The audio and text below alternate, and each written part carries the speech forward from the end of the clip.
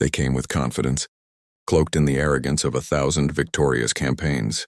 The Zorathi fleet had shattered empires, scorched planets, and reduced civilizations into little more than whispered legends. To them, arriving above Earth was not conquest, it was procedure. The commanders expected surrender, perhaps a symbolic resistance for the sake of pride, but nothing more. Their scientists had already declared the planet harmless.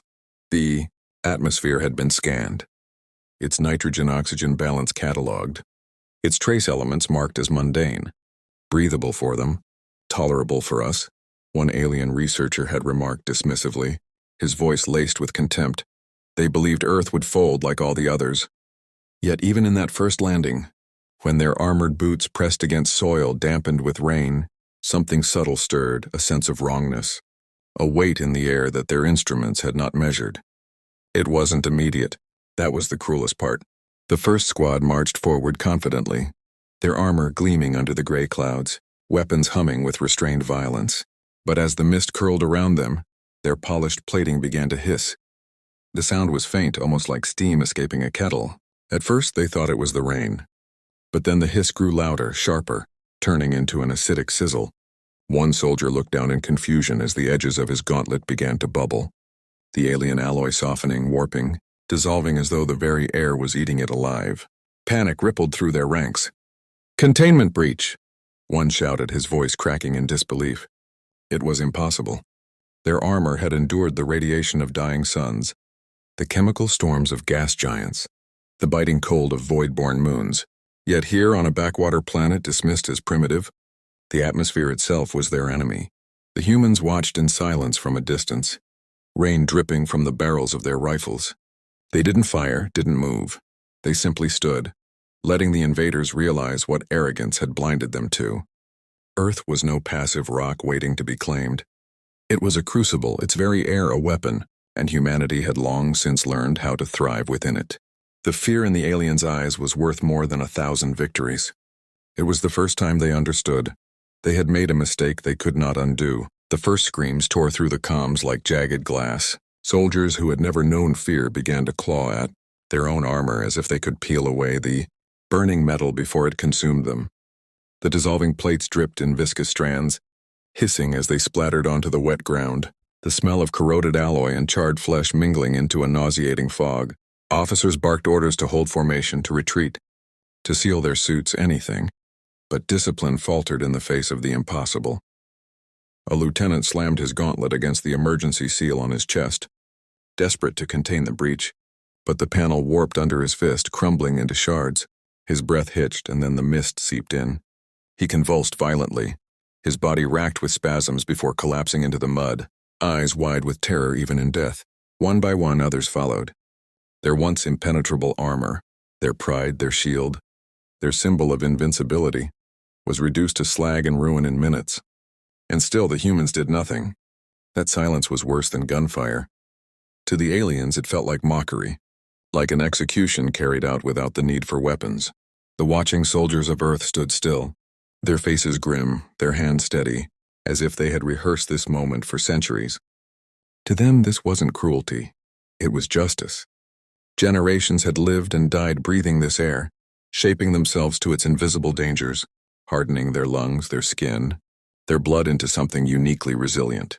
Where the invaders saw poison, humanity saw home. One alien commander stumbled forward, his helmet cracking apart as acidic droplets carved through its seams, his 4 eyes locked onto a single human officer standing across the field.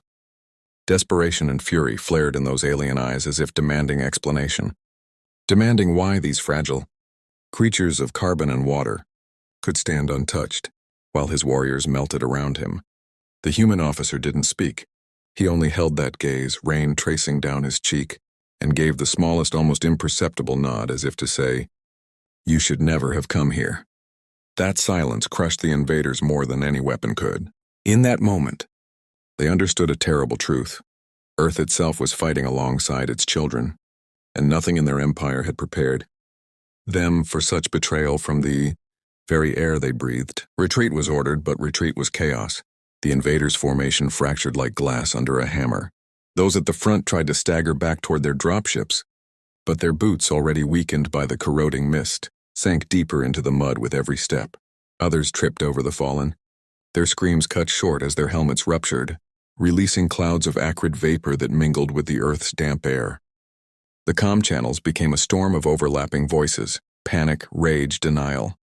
"It's impossible," one shrieked, his words gurgling as his mask melted into his face. "The readings were clean!" Another voice, colder and higher ranked, barked orders no one could follow. "Hold the line. Stabilize. This is not a threat." But the lies crumbled as quickly as their armor. And still the humans stood there unflinching. It wasn't apathy in their silence. It was resolve. Each soldier knew that firing a shot would have been merciful compared to this. The invaders needed to feel and to understand the planet they sought to. Claim was not theirs to take. Lightning cracked across the sky, illuminating the tableau in stark flashes. Armored titans brought low, writhing in the muck, while fragile humans appeared as shadows, unmoved, unbroken. Among the invaders, morale collapsed faster than metal in acid. Some tore off what remained of their armor, thinking freedom from the suits might save them. It didn't. The atmosphere clung to exposed flesh with equal cruelty, blistering skin in seconds.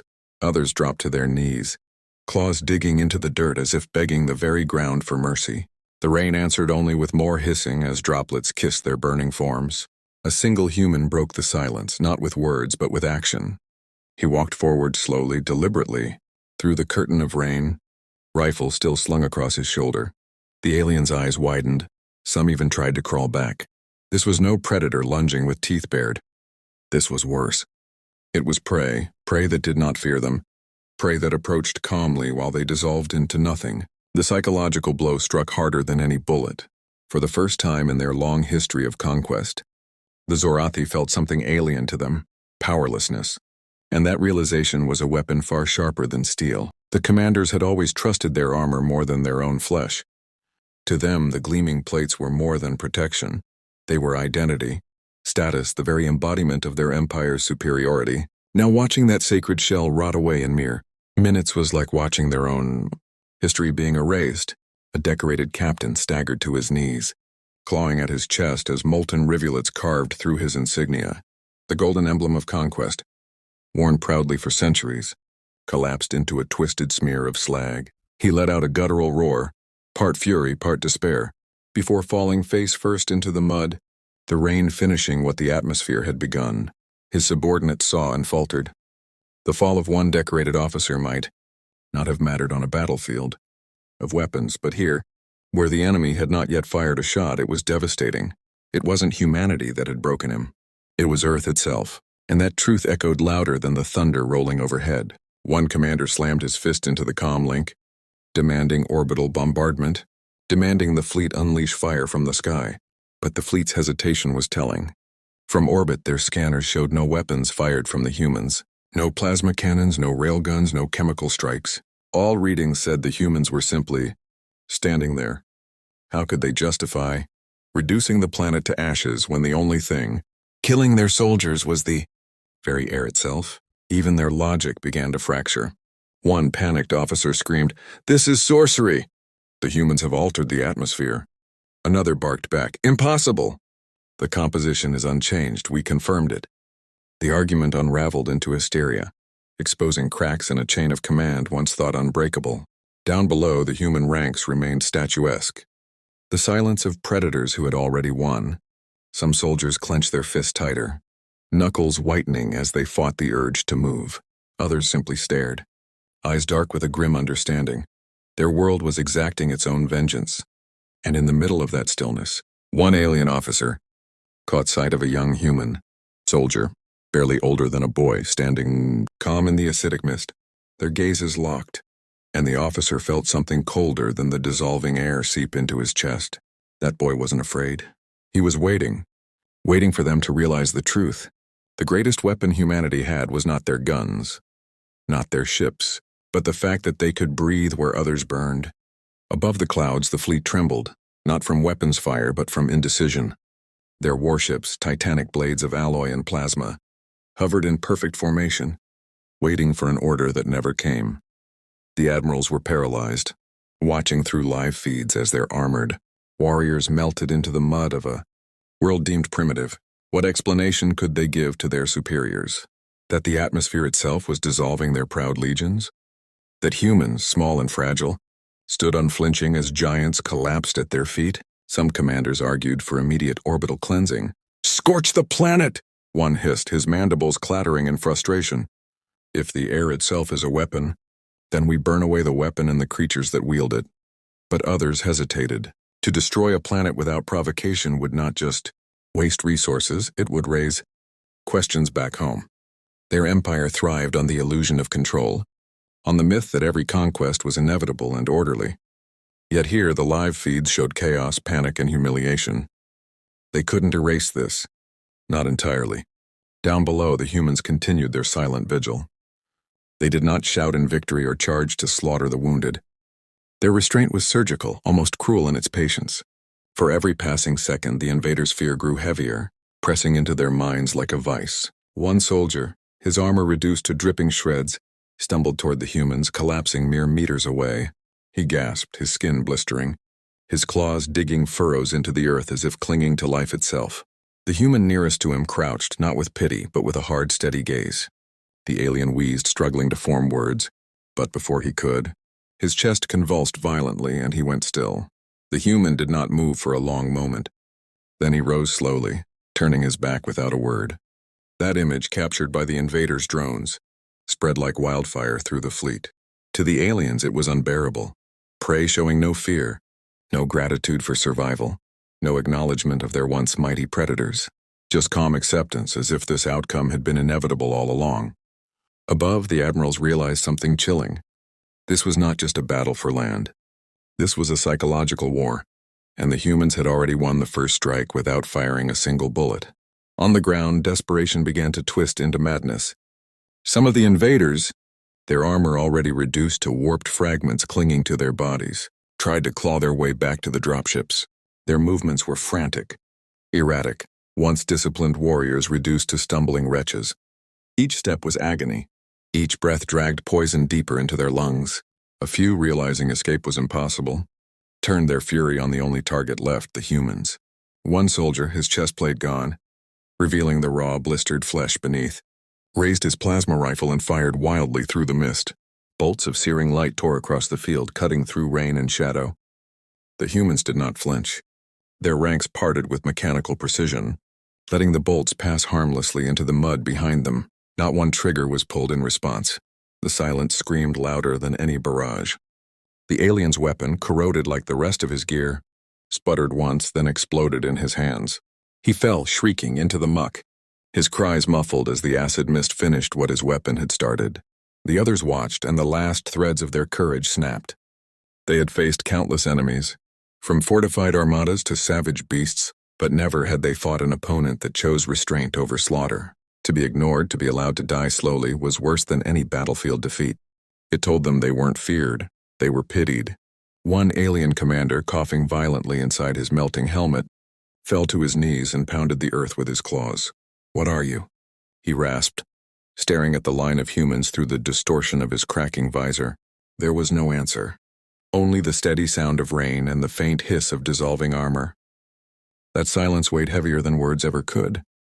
Around him, the last of his squad collapsed, their screams fading into choking gasps until even those were gone. The humans remained still, their faces solemn, their rifles untouched. It wasn't triumph they carried in their eyes. It was something colder, something that said, this is survival. This is what it means to belong to Earth. And for the first time, the invaders realized they were not fighting humans alone. They were fighting the planet itself, a world that had chosen its children long ago. In orbit, the command decks of the Zorathi fleet seethed with panic, barely restrained by rigid protocol.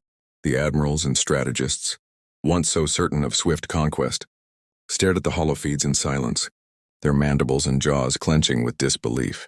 The images were undeniable.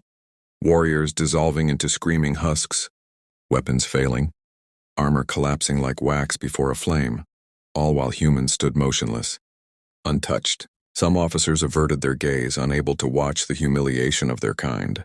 Others trembled with fury, slamming claws against consoles, demanding explanations from scientists who suddenly had none to give. Their instruments reported nothing lethal, Nothing exotic, nothing that could explain why an empire's finest armor failed against a harmless mix of gases and water vapor. It is not the air, one scientist stammered, his voice breaking. It is the reaction. Their world has secrets. Our alloys cannot endure. The words hung in the chamber like a curse. Secrets. The Empire despised mysteries. Their dominion was built on certainty, on the belief that every planet, every people could be catalogued, quantified, and subdued. Yet Earth refused categorization. It punished arrogance in ways no databank could predict. One admiral, his voice sharp with desperation, barked, "Then we erase it. Burn their forests, boil their oceans, glass their continents until nothing remains to resist." But even as he said it, unease rippled through the fleet. If the very air could melt their strongest warriors, what would Earth's oceans do to their machines? What poisons lurked in its soil, its storms, its countless unseen microbes? They had assumed the humans were fragile because their world seemed ordinary. But perhaps fragility was the greatest illusion of all. On the surface, the humans shifted formation at last. Not to attack, but to kneel, pressing their hands to the wet ground in silent ritual. The gesture was simple, but through the fleet's cameras it looked like communion, as if they were drawing strength from the planet itself. The image struck the aliens harder than any weapon. Humans not as conquerors, not as prey, but as chosen children of a world hostile to outsiders. And in that moment a thought none dared voice crept into every alien mind. Perhaps this was not just resistance. Perhaps this was a warning. The storm broke harder, as if the planet itself was answering the invaders. Arrogance. Rain slashed against the fields in sheets, and every drop that struck alien armor left a glowing mark. Each hiss a cruel reminder that they did not belong here. The ground, saturated and heavy, sucked at their boots like a living trap, pulling them deeper with every desperate step. The air grew thicker, weighted not with poison, but with a pressure that crushed morale more effectively than any toxin. The Zorathi soldiers, still breathing, looked around in wild terror, realizing there was no path of escape. Every direction was death. And yet, amidst the storm, the humans stood steady, their bodies soaked, their uniforms clinging to their frames but their stance unbroken. They didn't resist the rain or the mud. They embraced it as though the elements themselves were allies rather than threats. To the invaders it was unthinkable. Their own training had taught them to fear nature, to armor against it, to dominate it. But these humans had grown within it, had been forged by it. They didn't merely endure their hostile world. They were an extension of it. A single human officer raised his eyes toward the sky as lightning cracked, his silhouette framed in blinding white. For a moment the fleet above saw him not as a soldier, but as something mythic, a living embodiment of the world that defied them. The aliens watching felt an unfamiliar chill crawl through their exoskeletons. A sense that they were witnessing not prey, but the guardians of a planet that rejected intruders. On the command decks above, silence stretched long and heavy. No one dared to speak. Even the admirals, who had barked for orbital fire minutes before, found their voices withering in their throats. It wasn't just the failure of their weapons or their armor. It was the weight of realization that their empire had stumbled into a realm where its power meant nothing. Below, the kneeling humans rose in unison, water streaming down their faces like baptism, rifles still lowered, eyes burning with a defiance deeper than rage. They had not attacked, not spoken. Yet they had already delivered a message. You do not command here. You never will. In the flagship's war chamber, the tension snapped like a frayed cable. A junior officer, his voice trembling, whispered what every mind already feared but none dared to confess. They are not resisting us. The planet itself resists. The words, once spoken, spread like infection through the ranks. Eyes shifted uneasily, claws tapped against metal consoles, and even the hardened admirals could no longer hide the twitch of unease in their mandibles. The science corps tried desperately to spin data into answers, charts of atmospheric density, projections of chemical corrosion rates, but the numbers betrayed them. Every test came back ordinary, every readout harmless, every equation neat, and yet their finest soldiers had melted like snow beneath the sun. Logic crumbled before reality. One elder strategist finally slammed his fist into the table, his voice cracking, "Oh, we are staring at phantoms.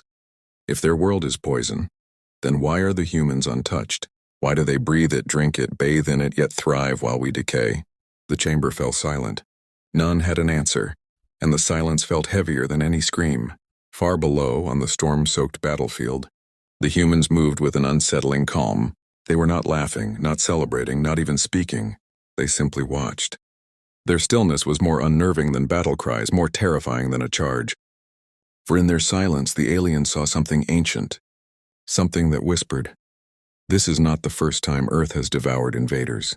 You are not the first, and you will not be the last." Lightning tore the sky again, and for a heartbeat the cameras caught their faces wet, bruised but unbroken. There was no malice there, no cruelty, only a grim resolve, as though they had already accepted the cost of defiance. That emotion struck harder than weapons. Empires could crush rage, but they could not extinguish conviction. On the flagship, fear became something uglier. Officers muttered about retreat, about abandoning the campaign entirely. Others demanded orbital bombardment before their fleet too was swallowed by this cursed world. Yet even the thought of fire from above now seemed fragile, as though Earth storms would laugh at flames as easily as they devoured steel. For the first time in centuries, the Zorathi Empire felt not like conquerors but trespassers. The order for orbital fire hovered on the admirals' tongues, heavy and poisonous, but no one dared give it voice. Every eye turned upward, watching the atmosphere writhe and twist in storms that no simulation had predicted. It was as if Earth itself knew it was being threatened, as if the planet could sense the intent of the invaders and answered with wrath. Waves of static tore through the fleet's communication relays. Lightning lashes crawled across their shields, and instruments began to flicker with chaotic readings. The ships had never been so vulnerable above a primitive world. Fear became contagious. On one deck, a soldier whispered of legends half forgotten, tales of worlds that destroyed those who tried to tame them. He was silenced quickly, but the whisper had already spread like wildfire. The crew began to look at Earth not as a target, but as a predator watching from below. Meanwhile, the humans in the mud stood shoulder to shoulder, their weapons lowered, yet their posture radiating defiance. A woman, drenched and bloodied, pressed her palm into the wet soil and then to her chest, as though drawing strength straight from the ground. Cameras transmitted the gesture to the orbiting fleet, and though no alien could decipher its meaning, they all felt it, the bond between these fragile creatures and their merciless world. The humans were not merely surviving Earth, they were part of it, protectors entwined with the very storms and soil. The emotional weight was unbearable. Officers felt something alien to them, shame. The Empire had crushed countless civilizations without hesitation, yet here, against an enemy with no superweapons, no fleets and no escape, they felt small. Their greatest mistake was not underestimating human technology, but misunderstanding human belonging. Earth was not a battlefield. Earth was a partner, and the humans were not alone. Lightning forked again, striking so close to one alien dropship that its hull screamed, molten and twisting. Panic erupted on the comms as pilots reported failing engines, shields bending under, pressure that should not exist. One admiral finally spoke, his voice barely above a whisper. "This world does not want us here." And neither do they. It was not a command but a confession. And in the silence that followed, retreat began to taste like the only kind of survival left. The War Council fractured. Admirals shouted over each other, voices rising with desperation that had no precedent in the Empire's proud history. One slammed his claw against the hollow table, demanding bombardment before retreat, while another hissed that firing upon such a world would invite its storms to consume the fleet itself. The Empire's chain of command, once ironclad, now trembled like glass under strain. Officers avoided each other's eyes, waiting for someone else to give the impossible order. In their silence, something terrifying took root, doubt in the Empire's invincibility. On the surface, the humans did not move. They had not advanced, had not fired a single shot, and yet they held the field as surely, as if they had slaughtered every alien that touched their soil. The rain fell harder, plastering their hair and uniforms to their bodies, but they stood in formation, still unwavering, as if the storm itself acknowledged their endurance. One soldier, younger than the rest, lifted his gaze toward the alien dropships overhead. His lips moved, forming words unheard across the void, but his eyes told the story clearly. We will not break. Not here, not ever.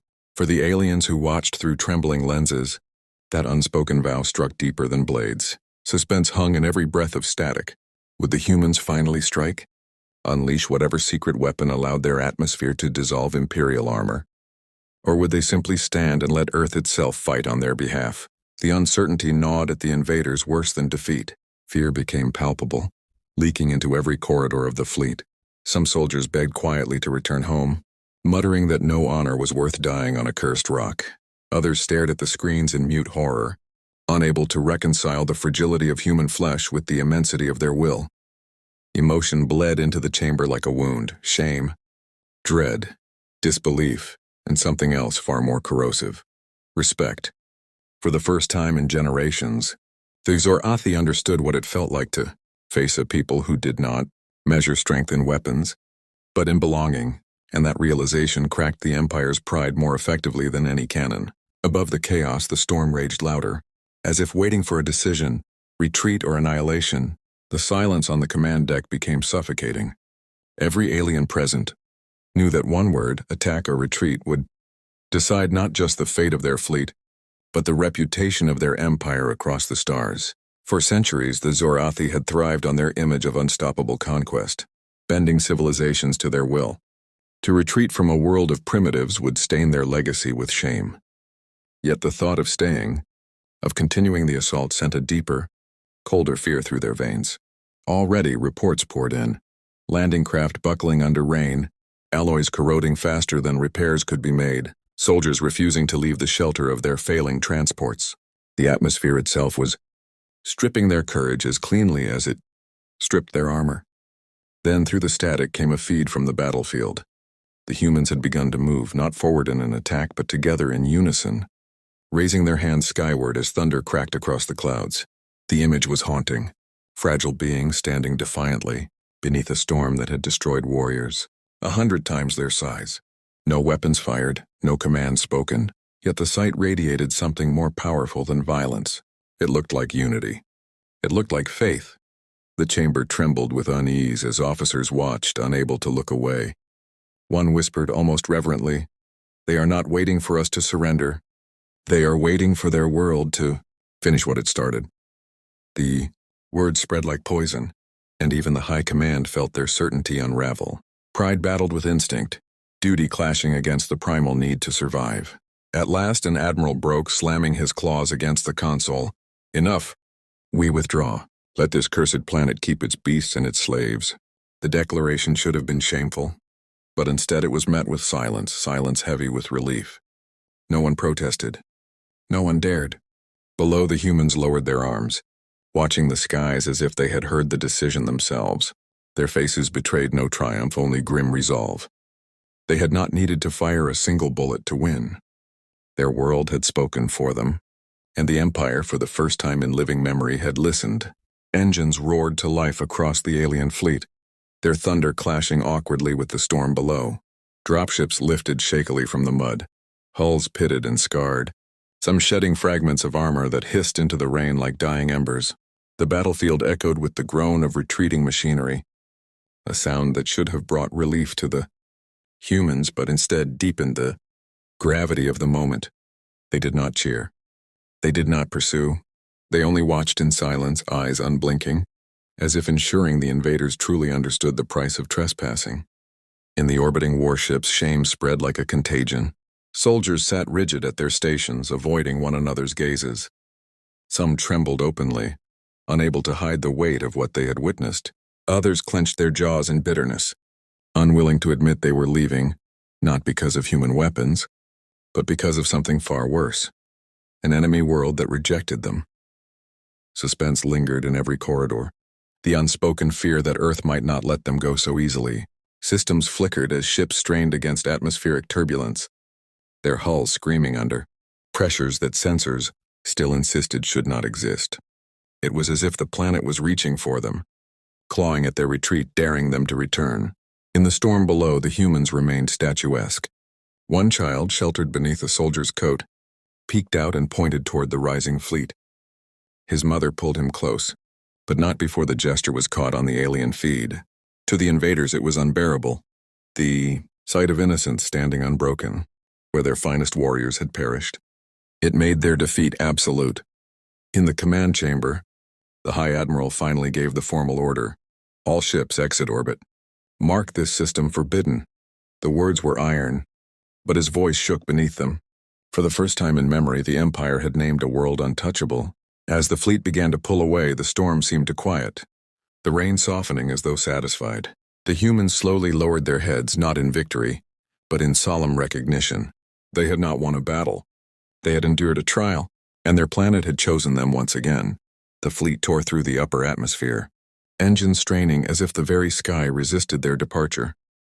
Hull plating peeled in layers, leaving trails of burning fragments that streaked across the clouds like falling stars. Inside the ships, silence ruled. No cheers of survival, no songs of homecoming, only the heavy weight of disgrace pressing on every chest. For an empire built on fear, the bitter taste of their own weakness was worse than death. Officers stared at blank consoles, unable to meet the eyes of their comrades, while commanders scribbled reports they knew would never be believed. How could they explain to their leaders that an ordinary world had undone them without a single shot fired? That its air, its storms, its silence had shattered the will of an empire? Meanwhile, on the surface, the storm began to ease. The rain slowed to a drizzle, thunder rolling away into distant mountains, as though Earth itself was exhaling after a long struggle. The humans stood in their ranks, soaked and battered but unbroken. Not one lifted a rifle, not one raised a cheer. Their silence was heavier than any roar of victory. It carried grief for the lives lost, respect for the power of their world, and the unspoken vow that they would stand again if ever tested. A soldier dropped to his knees, pressing his palm to the wet soil, whispering words that only those nearest could hear. Others followed, some bowing their heads, some simply gazing upward into the parting clouds. It was not triumph they felt, but belonging, an emotion so deep the invaders could never understand it. Far above, the fleet staggered into space, engines limping, shields battered. In every ship's log, a single line was recorded. Atmosphere, hostile. Occupation, unsustainable. But those who had seen the truth knew better. It was not the atmosphere alone. It was the people, bound to their world in a way no empire could sever. And as Earth's blue sphere shrank behind them, a terrible realization burned into alien minds. They had not faced a primitive race at all. They had faced a species chosen by its world, guardians shaped by storms and fire, and they had been found unworthy. When the last flicker of alien engines vanished beyond the clouds, silence reclaimed the battlefield. The storm clouds broke apart, revealing shafts of sunlight that spilled across the scarred earth. Steam rose from the ground where acid rain had eaten into alien steel. But the humans stood unmoving as if carved from stone. Their eyes followed the heavens, not with relief, but with a solemn understanding. This was not the end. Empires did not forget humiliation. They would return one day, hungrier, more desperate. Yet in that moment, the humans felt no fear. They had witnessed something greater than themselves, the living bond between their kind and their world. Soldiers removed helmets, letting the cool rain wash across bruised faces. Some wept silently, not for victory, but for survival, for the revelation that their fragile bodies had endured what no empire could. A captain knelt in the mud, whispering a prayer not to gods, but to the soil itself, thanking it for sheltering its children once again. Civilians crept from shattered shelters, clutching children, their eyes wide as they gazed at the sky where fire had once loomed. There was no cheer, no festival, only quiet reverence, as if every soul understood that Earth itself had fought beside them. Far beyond the atmosphere, the retreating fleet carried its shame into the void. Whispers of Earth spread already through encrypted channels. A cursed world, a forbidden system. But within those whispers lurked something more dangerous, a seed of legend.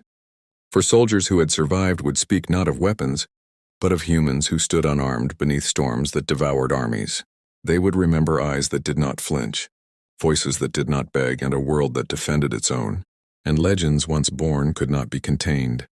On the ground, a child lifted his hand toward the sun breaking through the clouds, his tiny fingers curling as if to hold the light. His mother's arms tightened around him, her tears mingling with rain. In that simple gesture was the promise of generations they would endure. They always had. As the last clouds drifted apart, the humans turned from the battlefield, leaving behind rusting fragments of alien steel dissolving into the earth. The war was not won by conquest or technology. It was won by belonging.